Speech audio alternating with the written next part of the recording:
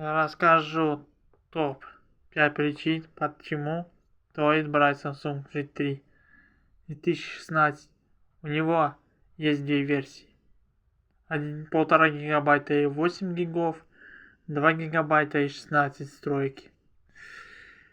Батарейка 2600 мАч, но она может держать неделю почти от зарядки выключенной. И флешка читается до 16 или до 32 гигабайт. Это его плюс. Батарейка здесь стоит 2100. Он сейчас подбит, но у него нету экрана в первую очередь.